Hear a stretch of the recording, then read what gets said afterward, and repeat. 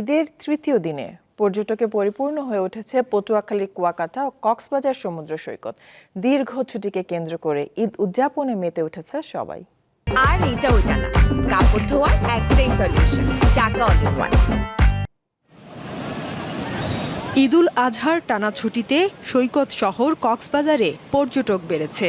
লম্বা ছুটিতে চাকরিজীবীদের একটি বড় অংশ সপরিবারে বেড়ানোর সুযোগ পেয়েছেন। আর ভ্রমণ পিয়াসুদের বারবারই পছন্দের জায়গা কক্সবাজার। সুন্দর পরিবেশ, বাতাসটা অনেক ভালো লাগতেছে। পাহাড়, সমুদ্র দুটো একসাথে এনজয় করতেছি। বিশেষ করে মেরিন ড্রাইভে মোটরসাইকেল বাইক করে অনেক মজা পেয়েছি। কক্সবাজার এমন একটা জায়গা, বারবার আসতে ইচ্ছে করে। পটুয়াখালীর কুয়াকাটা সৈকত এখন পর্যটকদের পদচারণায় মুখর। সেখানকার নিরাপত্তায় তৎপর আইন শৃঙ্খলা রক্ষাকারী বাহিনীর সদস্যরা। অনেক ভালো লাগছে, ঈদের পরে দেখা যায় আমরা একটু সময় পাই। সকালবেলা সূর্য দেখতে গেলাম, মোটামুটি সব মিলে ভালোই লাগতেছে। দর্শনার্থীদের ভিড় দেখা যাচ্ছে দেশের বিভিন্ন বিনোদন কেন্দ্রগুলোতে। নরসিংদীর বিভিন্ন পার্কে দর্শনার্থীদের উপচে পড়া ভিড় দেখা গেছে। আকর্ষণীয় রাইডের পাশাপাশি পার্কগুলো সেজেছে বর্ণিল সাজে।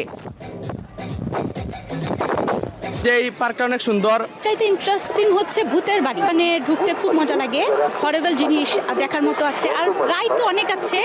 এদিকে শেরপুরের মধুটিলা ইকো পার্কে পর্যটকদের আনাগোনা বেড়েছে। পাহাড়ের সৌন্দর্য উপভোগ করতে ভ্রমণ পিয়াসু মানুষ ভিড় করছেন সেখানে। তবে বান্দরবনে এবার আশানুরূপ পর্যটকের দেখা মেলেনি। সাদিয়া চৌধুরী, দীপ্ত, বার্তা কক্ষ।